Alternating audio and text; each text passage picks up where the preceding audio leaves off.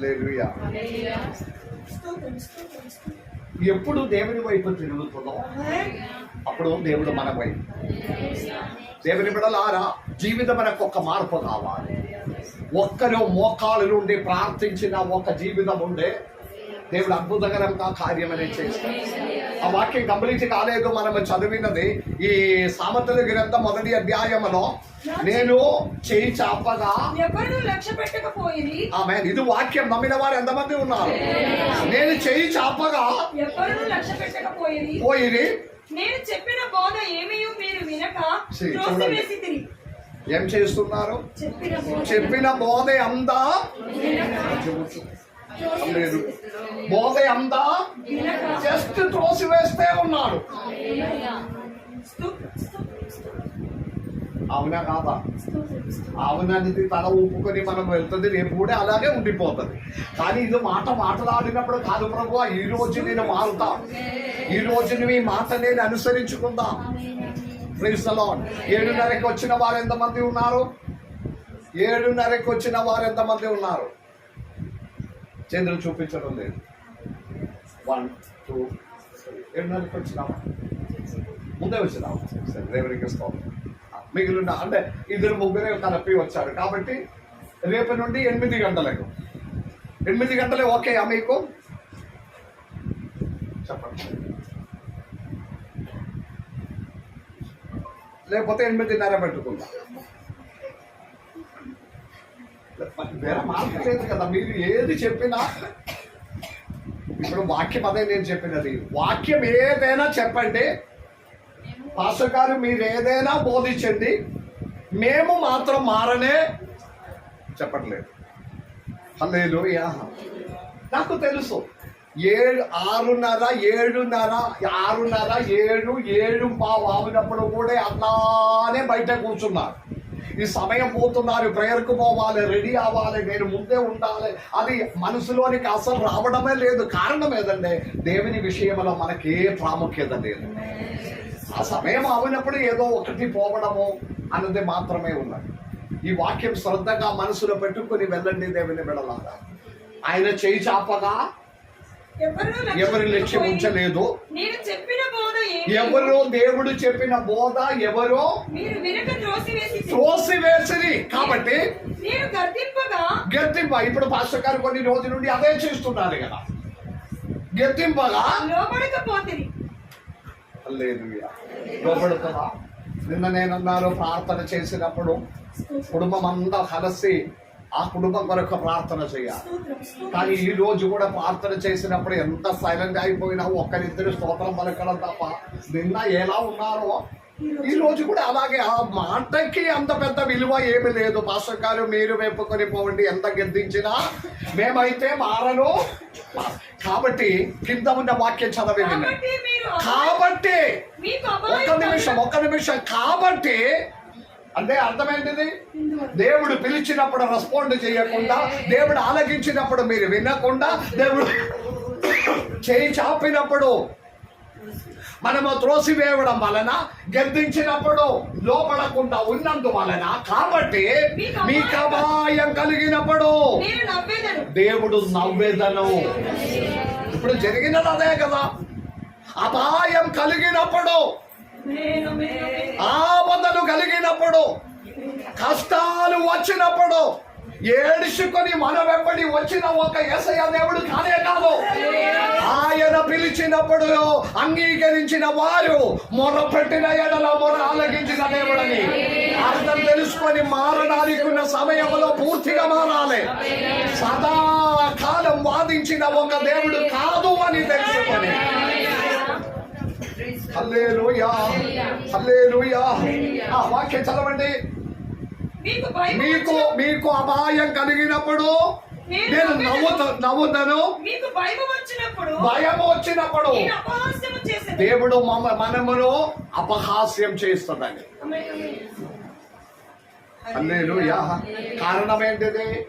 దేవుడు పిలిచినప్పుడు మనం వినకపోతే మనకు వినకపోవడం, దేవుడు ఆలకించినప్పుడు, దేవుడు చేయి చాపినప్పుడు, దేవుడు దీవించడానికి పిలిచినప్పుడు మనము త్రోసివేయడం వలన, తృణీకరించడం వలన, దూరం అయిపోవడం వలన మనకు ఆపదలు, అపాయములు, కష్టము, శోధనలు, బాధలు అందయు జరిగినప్పుడు దేవుడు పక్కన ఉండి మన ఏడల అపహాస్యం చేసి నవ్వుతుంది.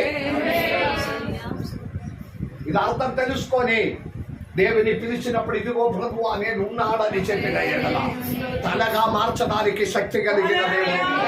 ఆ వాక్యం ఇంకా కిందకి చదవండి.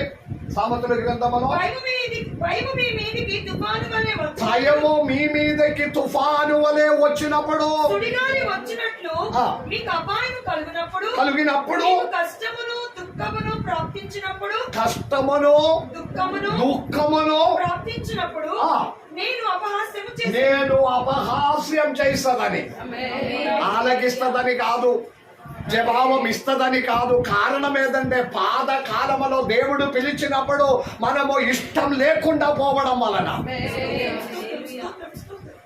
ఇప్పుడు తృణీకరించిన వారు, ఇప్పుడు త్రోసివేసిన వారు, ఇప్పుడు దేవుని మాటకి విధేయత లేకుండా ఇష్టానుసారంగా పోవిన వారు రాబో దినములో మొరపెట్టినప్పుడు దేవుడు దూరం నిలబడుతుందని భయపడాలి. ఎవరు స్తోత్రం చెల్లించండి. హల్లెలూయా. ఇప్పుడు ఇర్మియా గ్రంథంలోనికి రండి, 5వ అధ్యాయం 3వ వచనములోనికి రండి. యెహోవా యథార్థత మీదనే కదా మీరు దృష్టి ఉంచినది. నీవు వారిని కొట్టితివి కానీ వారికి దుఃఖము కలగలేదు. చదవండి. నీవు వారిని కొట్టితివి కానీ వారికి దుఃఖము కలగలేదు. వారిని క్షీణింపజేసి ఉన్నావు కానీ వారి శిక్షకు లోబడనొల్లుకున్నారు. ఆమేన్. క్షీణింప చేశాడు కానీ, క్షీణింప చేస్తే ఉన్నాడు కానీ దేవునికి లోపడానికి ఇష్టం లేదు.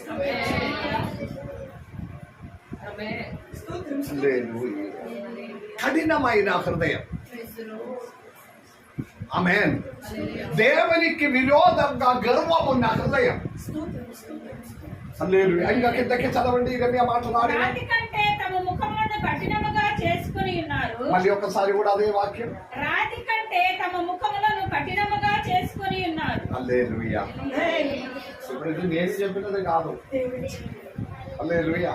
ఒకవేళ మీరు ఆలోచిస్తుంది పాస్టర్ గారు ఇలాగే మాట్లాడుతున్నాడా అంటే, పరిశుద్ధ బైబిల్లో దేవుడు మాట్లాడినది ఇంకా కఠినంగా. రాతి కంటే మీ ముఖమనే కఠినంగా చేసుకొని ఉన్నాడు. అంటే తిరిగి రావడానికి ఇష్టపడదు. ఎక్కువ వాక్యం చెప్పడం ఏమీ అవసరం లేదు, రీజన్ ఇక్కడే ఉన్నది. హల్లెలూయా. శ్రేష్టమైన అమూల్యమైన ఒక క్రైస్తవ జీవితం ఎలా జీవించాలి అన్న దానికి ఒకే ఒక మాట ఉంది, దేవుని మాటకి లోబడాలి. హల్లెలూయా. ఇప్పుడు తిరిగి రండి యాకోబు పత్రిక 4వ అధ్యాయం 10వ వచనములోని. యాకోబు పత్రిక 4వ అధ్యాయం 10వ వచనం. దృష్టికి మిమ్మును మీరు తగ్గించుకొనుడి, అప్పుడు ఆయన మిమ్మల్ని హెచ్చించును. ఆమేన్. హల్లెలూయా. అందరూ ఆ వాక్యం ఒక్కసారి చెప్పండి. ప్రభు దృష్టికి, అందరు చెప్పలేదు. ప్రభు దృష్టికి మిమ్మును మీరు తగ్గించుకొనుడి. అందరు చెప్పండి. అందరు చెప్పలేదు, ఇంకా అందరు చెప్పలేదు. మళ్ళీ నేను చెప్పాను. ప్రభు దృష్టికి మిమ్మును మీరు తగ్గించుకొని ఉండుడి, అప్పుడు ఆయన మిమ్మను హెచ్చించదను. చెప్పండి. హల్లెలూయా. ఒకసారి హెచ్చించబడాలని ఇష్టపడిన వారి మాత్రం ఇప్పుడున్న పరిస్థితిలో నుండి, ఇప్పుడున్న జీవిత విధానంలో నుండి, ఇప్పుడు అనుభవించిన కష్టములో నుండి, ఇప్పుడు అనుభవించిన వేదనలు, నిందలు, అవమానములు, కష్టములు, శోధనల నుండి నేను హెచ్చించబడాలని ఇష్టపడిన వారి చేతులెత్తి స్తోత్రం చెల్లించండి. హల్లెలూయా. దానికి ఉన్న టర్మ్స్ అండ్ కండిషన్స్ దేవుడు స్పష్టంగా యాకోబు అపోస్తలుడు ద్వారా ఈ సంవత్సరంలో దేవుడు అనుగ్రహించిన రోలింగ్ మెసేజ్ లో చివరి అంశంగా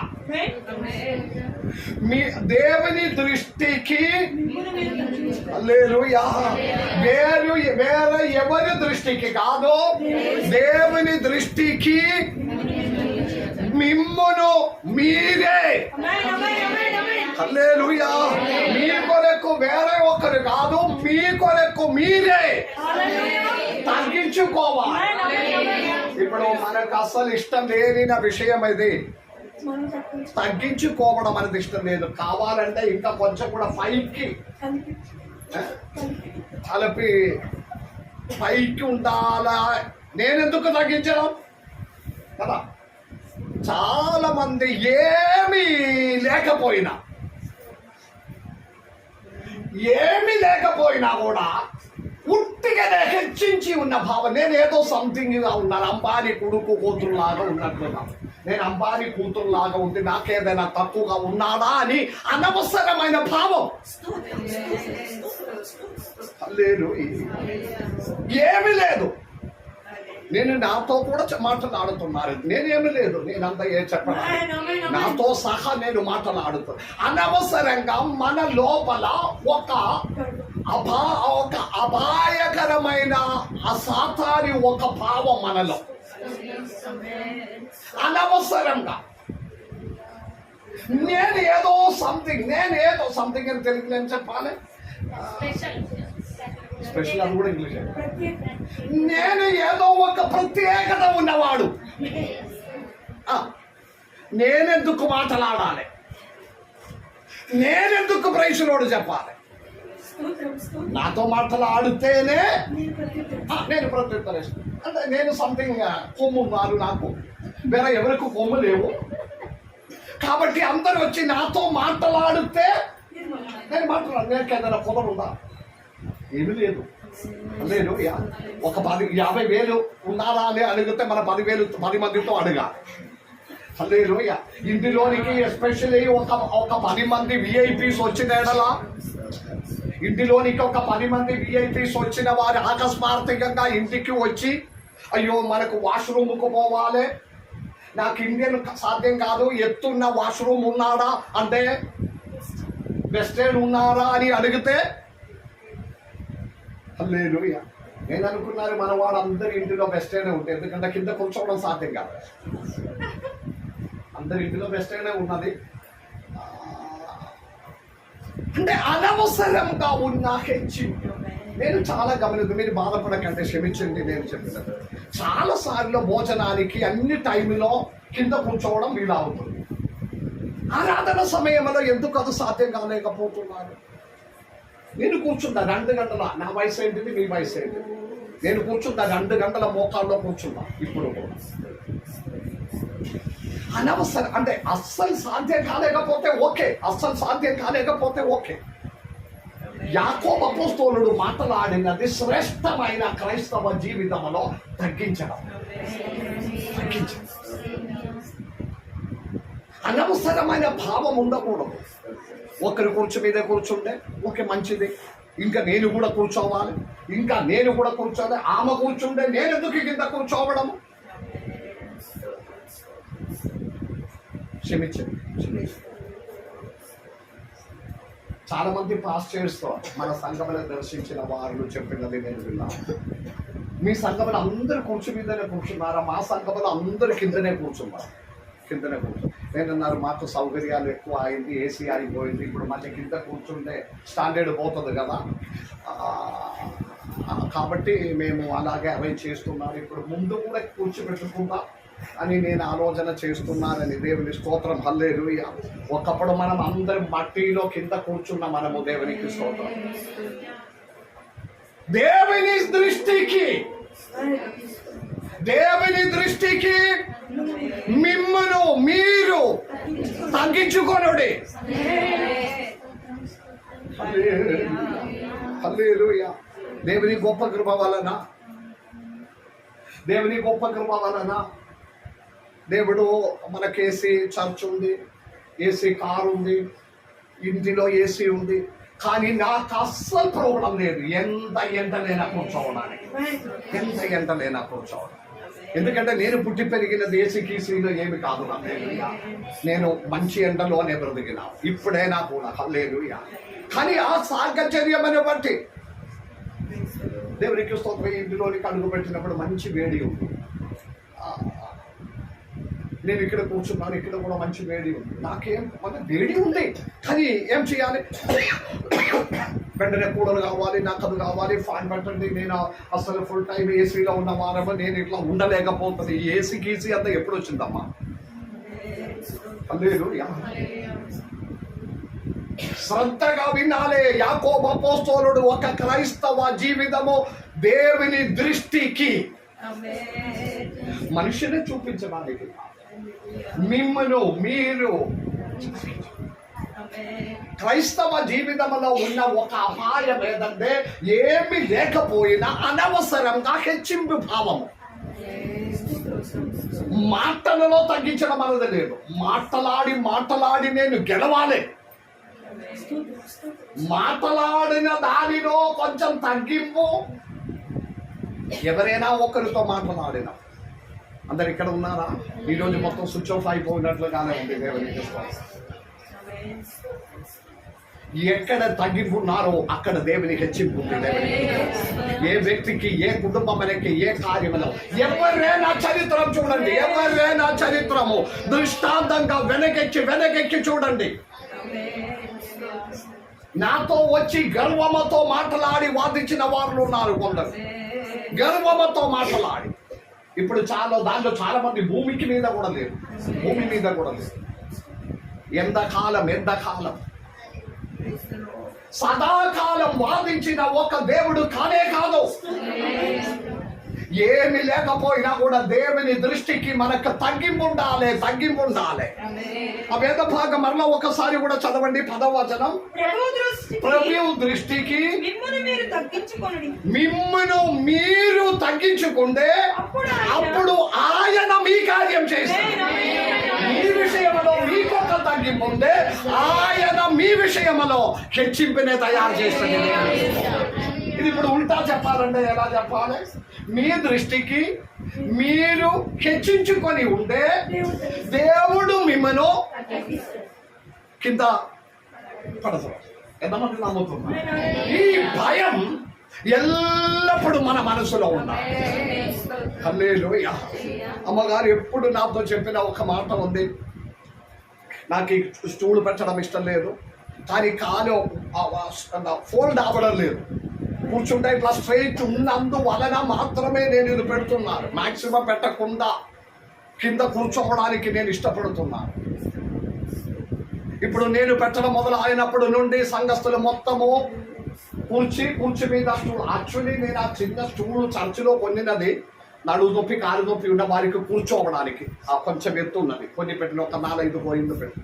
కానీ నేను చూసినప్పుడు దాని మీద కూర్చోకుండా దాని మీద కాలు పెట్టడానికి మొదలైన. మరి ఇది ఏం చెయ్యాలో నాకు తెలియలేకపోయినా, మళ్ళీ ఈ మధ్యలో కనపడుతుంది ఇంత మంచి కూర్చు మీద కాలు క్రోసుగా పెట్టి కూర్చున్నారు. నాకు ఇప్పుడు భయం, రేపు వారు బల్ల మీద కూర్చున్నారా లేదా అని కూడా భయం. ఒక కాపర్లు కావాలి. నేను ఒకటి మాట చెప్తాను, ఎంత మాత్రం తగ్గిస్తే మన కాలు నొప్పి, మోకాళ్ళ నొప్పి, కడుపు నొప్పి ఇదంతా తీసివేయడానికి దేవుడు సమర్థుడుగా ఉన్నాడు. మీరు బాధ పెట్టిందని దయచేసి నాతో క్షమించండి. ఈ వాక్యానుసారంగా దేవుడు చెప్పాలని నాకు బోధిస్తున్నారు. దేవునికి హల్లెలూయా. దేవుని దృష్టికి మిమ్మును మీరు అప్పుడు సమస్త విషయమనే మమ్మల్ని ఉన్నతంగా మార్చిన ఒక దేవుడు ఉన్నాడు. ఉన్నతంగా మార్చిన దేవుడు ఉన్నాడు. హల్లెలూయా, హల్లెలూయా. వేద భాగములో దేవుడు మనకు దయచేసిన ఒక ఉన్నతమైన మాట, దేవుడు నన్ను మారుస్తుందని ఉన్నది. నన్ను ఉన్నతంగా మార్చిన దేవుడని ఒక ధైర్యము. హల్లెలూయా. ఒక వేద భాగం చదవండి. సామెతల గ్రంథము 16వ అధ్యాయం 18, 19 వచనాలు చదవండి. సామెతల గ్రంథం 16వ అధ్యాయము 18, 19 వచనాలు. ఆమేన్. ఒక నిమిషం వింటున్నారా? నాశనమునకు ముందు గర్వము నడుస్తుంది. ఇప్పుడు నాకు తెలియదు, క్షమించింది దేవుడు. అలాగే చెప్పమని చెప్పడం వల్లనే నేను చెప్పిపోయింది. క్షమించండి, కావాలని అనుకుని కాదు. మీకు ఎవరికైనా బాధ కలిగితే క్షమించండి. కావాలని చెప్పి ఏ మాట చెప్పాలని ఇష్టపడిన ఒక పరిచారకుడు కాదు నేను. దేవుడు ప్రేరేపణ చెప్తున్నారు, ఇలాగే మీరు చెప్పండి. ఇప్పుడు ఇక్కడ ఈ వాక్యం ఉంది, నాశనమునకు ముందు గర్వం. ఒకరు అనవసరమైన గర్వం మొదలు పెడితే ఏమర్థం అవ్వాలి? అది త్వరగా నాశనములోనికి వెళ్ళి, ఇది నేను చెప్పిన మాట కాదు. నాశనమునకు ముందు గర్వము, పడిపోవటకు ముందు అహంకారము మొదలవుతుందని. ఒక్కరు పడిపోవడానికి, పాడు చేయడానికి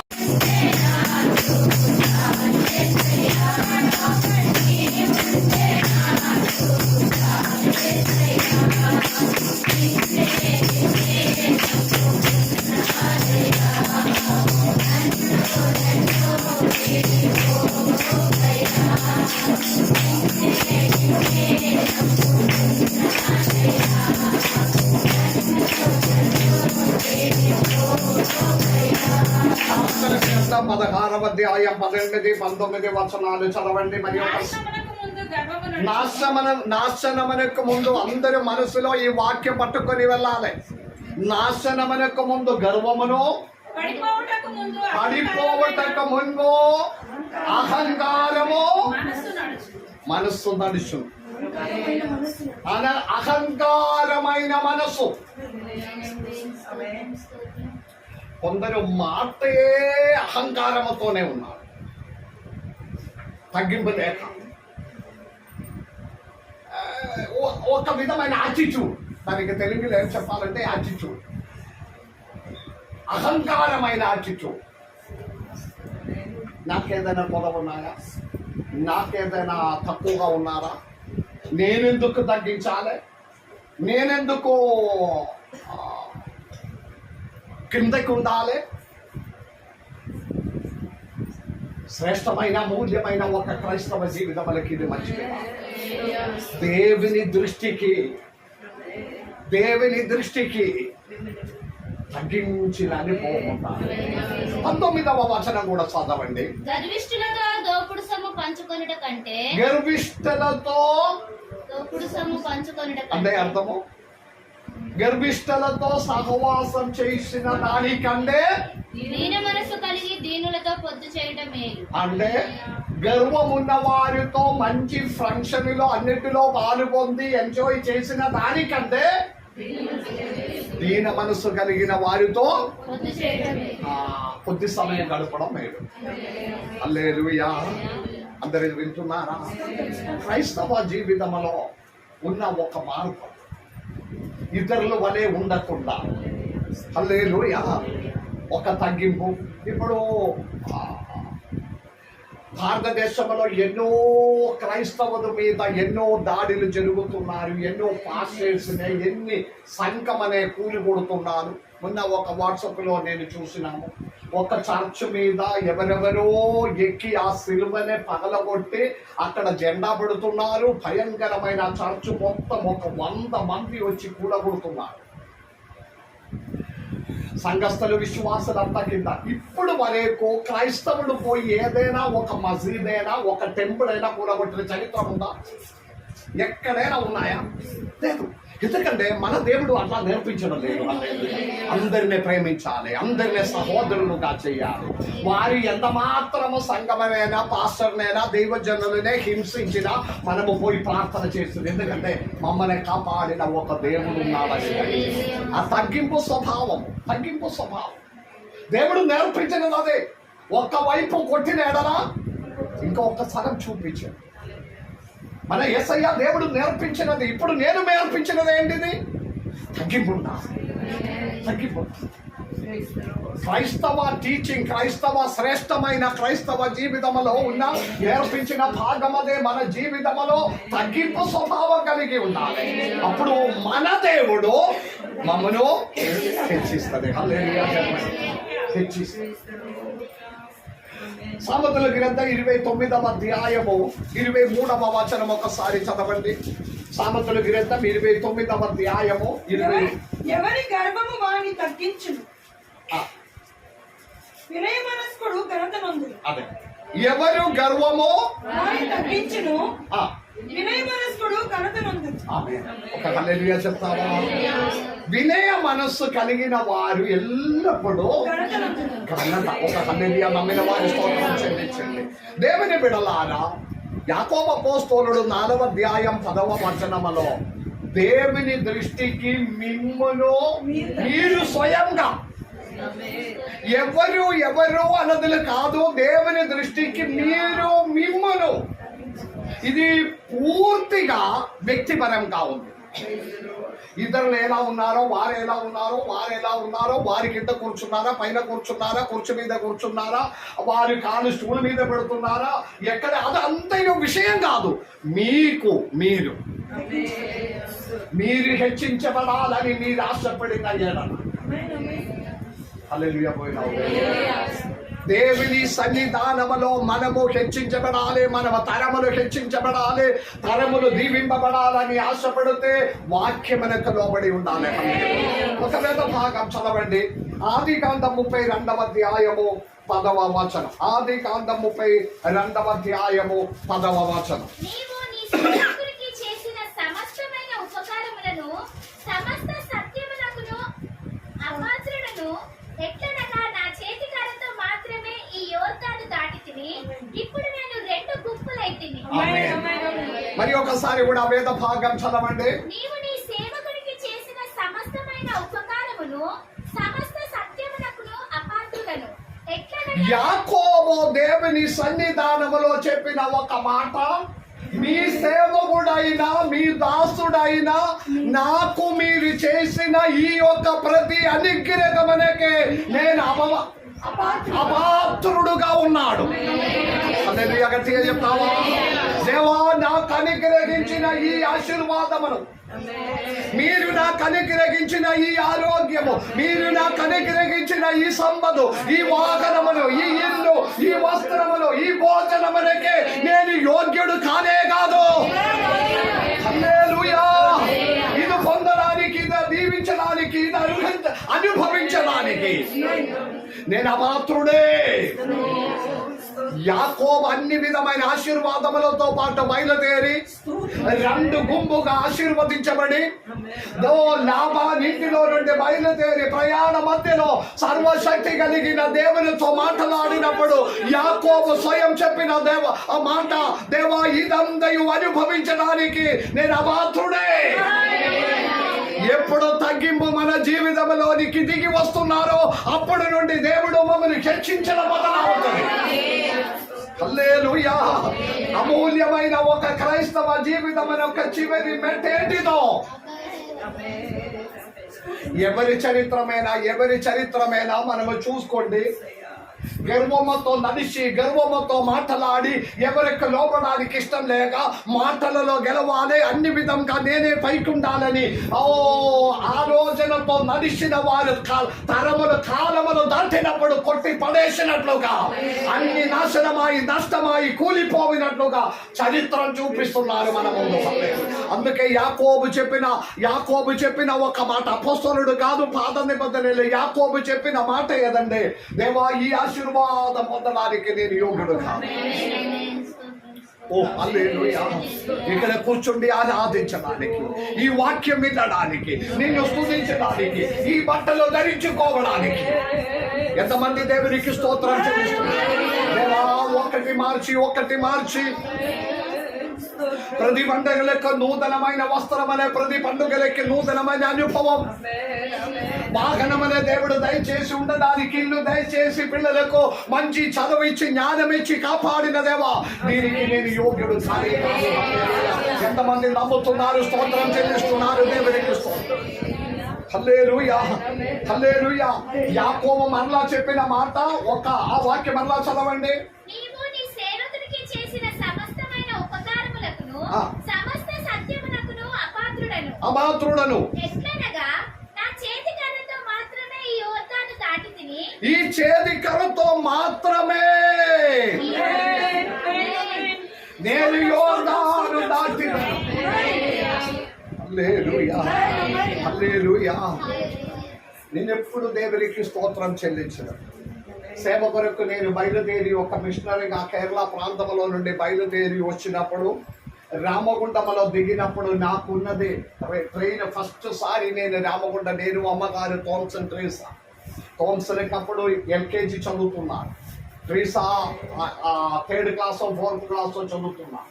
ట్రైన్ ఫస్ట్ సారి తెలుగు తెలియదు, తెలుగు రాదు, మాకే భాష రాదు, మలయాళం ఇంగ్లీష్ తప్ప ఏది.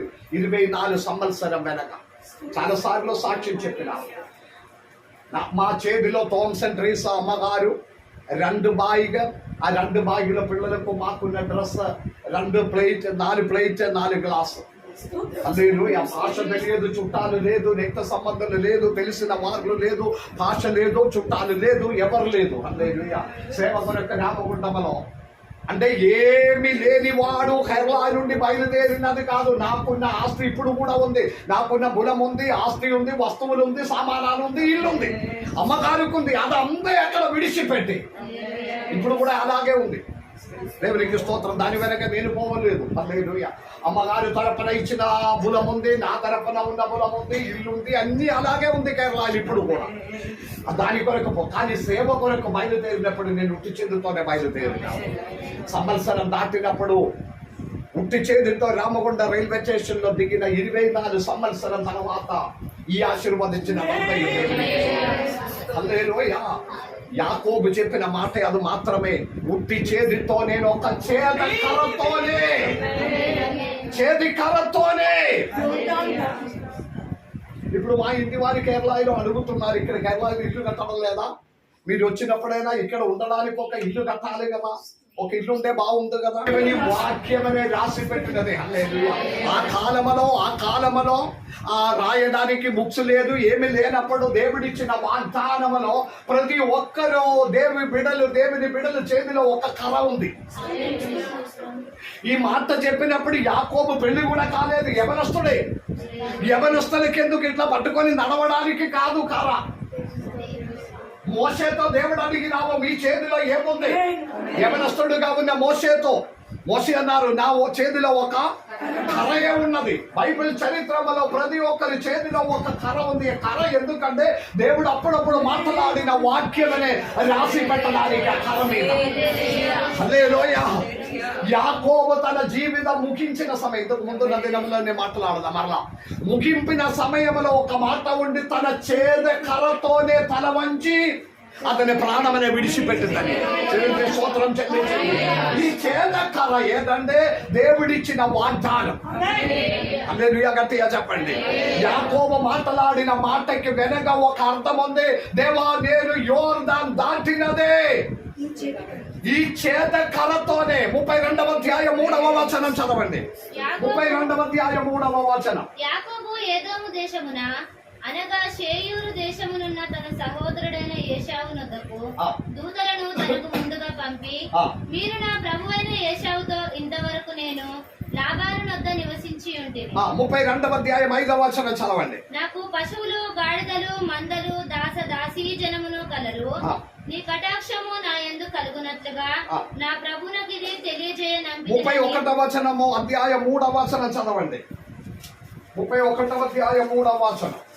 అప్పుడు యెహోవా, నీ పితరుల దేశమునకును నీ బంధువుల యొద్దకును తిరిగి వెళ్ళుము, నేను నీకు తోడై ఉండదనని యాకోబుతో చెప్పగా. ఆమేన్. హల్లెలూయా. అందరూ ఇక్కడ ఉన్నారా? 31వ అధ్యాయము 3వ వచనములో దేవుడు మాట్లాడిన మాట మరి ఒకసారి కూడా గట్టిగా చదవండి. అప్పుడు యెహోవా మీ పితరుల దేశములోనికి, మీ బంధువుల దగ్గరికి తిరిగి వెళ్ళుము. Praise the Lord. హల్లెలూయా. చెప్పండి. నేను మీకు తోడే ఉన్నాడని దేవుడు మాట్లాడి లాబాను దగ్గర నుండి యాకోబుని తిరిగి పంపించిన దేవుడిచ్చిన వాగ్దానం అనే రాసి పెట్టిన కర్ర మీద. హల్లెలూయా. మీ బంధువులు ఇద్దరికి దగ్గరికి తిరిగి వెళ్ళు, నేను మీకు చెప్పండి, నేను మీకు తోడే ఉన్నామని మాట్లాడిన యాకోబు ఆ చేత కర్రతోనే యోర్దాను దాటినావు. హల్లెలూయా. హల్లెలూయా. యోర్దాను దాటిన జీవ చరిత్రం అనే మనం చూసుకుంటే ఏలియా ఒకసారి యోర్దాను దాటినావు. అందరు ఇక్కడ ఉన్నారు, త్వరగా చెప్పి అంశం విడిచిపెట్టు. ఏలియా యోర్దాను దాటినావు. ఎలాగ దాటినావు? ఏలియావు ఏలీషా వారి కలిసి యోర్దాన్ దగ్గరికి వచ్చినప్పుడు యోర్దాన్ నది పొర్లి పారుచున్నాడు. ఆయన తన దగ్గర ఉన్న దుప్పటి ఆ నీళ్ళ మీద కొట్టినప్పుడు యోర్దాన్ నది 2 పాయలుగా మారినావు. అందరు ఇక్కడ ఉన్నారా? హల్లెలూయా. వారి యోర్దాన్ దాటి యోర్దాన్ అవతల సైడ్కి వెళ్ళి ఏలియానే దేవుడు ఆకాశంలోనికి ఎత్తుకొని పోయిన తర్వాత ఏలీషా ఒక్కడే మిగిలినాడు. హల్లెలూయా. స్తోత్రములతోనే ఉన్నాడు. ఏలీషా ఒక్కడే మిగిలి ఏలీషా తన యజమానుడైన ఏలియా దగ్గర నుండి పడిన దుప్పటి చేతిలో పట్టుకొని అతడు తిరిగి వచ్చినప్పుడు యోర్దాన్ నది మరలా పొర్లి పారుచున్నాడు. హల్లెలూయా చెప్పుకొని ఉండాలి. హల్లెలూయా. వెంటనే ఏలీషా ఒక మాట అన్నారు, నా యజమానుడు దేవుడు ఎక్కడ ఉన్నాడని అడిగి అదే దుప్పటితో యోర్దాన్ నదిని కొట్టినప్పుడు యోర్దాన్ నది 2 భాగాలుగా మారినావు. 2 భాగాలుగా మారినావు. ఇప్పుడు 2వసారి తర్వాత యెహోషువ గ్రంథంలోనికి వచ్చినప్పుడు 3 రోజు ఐగుప్తు బానిసత్వంలో నుండి బయలుదేరిన వారు 3 రోజు పొర్లి పారుచున్న యోర్దాన్ నది దగ్గర వచ్చి కాపురం ఉన్నారు. కోతకాలం అంతా యోర్దాన్ నది పొర్లి పారుచున్నారని యెహోషువ 3వ అధ్యాయంలో ఉంది. హల్లెలూయా. హల్లెలూయా. ఆ పొర్లి పారుచున్న యోర్దాన్ నది దగ్గరికి వచ్చి 3వ రోజు యాజకుడు ముందు కడుగు పెట్టి చెప్పుకొని ఉండండి. హల్లెలూయా. యాజకుని పాదము యోర్దాన్ నీళ్ళలోనికి పెట్టినప్పుడు యోర్దాన్ నది 2 పాయలుగా మారినావు. హల్లెలూయా. అందరు వింటున్నారా? దేవుని బిడ్డలారా, 3వసారి యెహోషువ కాలములో యాజకుని పాదం పెట్టినప్పుడు యోర్దాన్ నది 2 పాయలుగా మారినావు. ఆరిన నేలలతోనే వారి యోర్దాన్ దాటినావు. కానీ యాకోబు కాలములో యాకోబు ఎలా యోర్దాన్ దాటినావు? హల్లెలూయా. యాకోబు ఇక్కడ మాట్లాడిన వాక్య ప్రకారం, ఓ దేవా, ఏ యోగ్యత లేని నన్ను మీరు ఆశీర్వదించి ఉన్నతంగా మార్చినందుకు మీకు స్తోత్రం. తగ్గింపుతో ప్రార్థన చేసినప్పుడు తనకెదురుగా పొర్లి పారిన యోర్దాన్ నదిని అనుకూలంగా మార్చిన దేవుడు. హల్లెలూయా. తర్వాత చెప్పిన మాట, తనకున్న ఆయుధము ఆ చేతకర మాత్రమే. హల్లెలూయా. తన చేతిలో ఉన్నది ఆ చేతకర మాత్రమే. ఆయన ఎలాగే యోర్దాన్ దాటిందో ఎక్కడ కూడా లేదు. కానీ ఒకటి నిజమే, అతడు యోర్దాన్ దాటినాడు. హల్లెలూయా. ఒక మర్మం చెప్పబోతున్నారు. మీకు తగ్గింపు హృదయం ఉండే మీరు ఎలాగే దీవించబడుతుందని మీకే తెలియకుండా ఉన్నతంగా మార్చిన దేవుడు ఉన్నారు. మీ కన్నులకి ఆశ్చర్యం అనిపిస్తుంది. నమ్మిన వారు మాత్రం దేవుని స్తుతించుకొని ఉండాలి. మీరు ఎలాగే దీవించబడినావో, ఎలాగే ఆశీర్వదించబడినావో, ఎలాగే ఉన్నతంగా మారినావో, ఎలాగే హెచ్చించబడదని మీకే ఆశ్చర్యం అనిపించింది. మీరు యోర్దాన్ దాటుతుంది. ఒకటి మాత్రం మీ చేతికి అవసరమైనది, దేవుని వాక్యం మన చేతకర. సమయం దాటిపోతున్నారు దేవుని బిడ్డలారా. నేను ఇక్కడ ముగించుకుందాం. ఒకటి మాత్రం తెలుసుకోండి, యాకోబు దేవుని సన్నిధానములో తగ్గించి ఆ చేతకర చేతిలో పట్టుకొని ఉన్నప్పుడు ఆదంకంగా నిలబడిన ప్రతి ఒక్క యోర్దానే అనుకూలంగా మార్చిన ఒక దేవుడు ఉన్నారు. నమ్మిన వారు మాత్రం దేవుని స్తుతించుకొని ఉన్నారు. జీవితకాలం నేను ప్రారంభంలో చెప్పిన విషయమును బట్టి మీరు బాధపడడానికి కాదు దేవుని బిడ్డలారా. మీరందరూ హెచ్చింపబడాలని పరలోకం ఆశపడుతున్నారు. ఉన్నతంగా మారాలని పరలోకం ఇష్టపడుతున్నారు. దానికి తగ్గింపనది అవసరం ఉంటుంది. అందుకే యాకోబు అపోస్తలుడు మాట్లాడినది, దేవుని దృష్టికి మిమ్మెను మీరే తగ్గించుకొని ఉండుడి, అప్పుడు ఆయన మిమ్మెను హెచ్చించిన వాడు. నమ్మిన వాడు దేవునికి స్తోత్రం చెల్లించండి. అమూల్యమైన అనేక విషయములు ఉంది. ఈ వారంలో కంప్లీట్ చేయడం సాధ్యం అవుతుందా లేదా నాకైతే తెలియదు. కానీ దేవుని దృష్టికి తగ్గించుకొని ఉండండి. ఎవరినే పట్టించుకోకుండా, ఎవరినే మీరు చూడకుండా, ఎవరి ముఖం చూడకుండా దేవుని దృష్టికి నాలో తగ్గింపు ఉండాలి. మాటల్లో తగ్గింపు ఉండాలి, ప్రవర్తనలో తగ్గింపు ఉండాలి, నడతలో తగ్గింపు ఉండాలి, ఆరాధనలో తగ్గింపు ఉండాలి.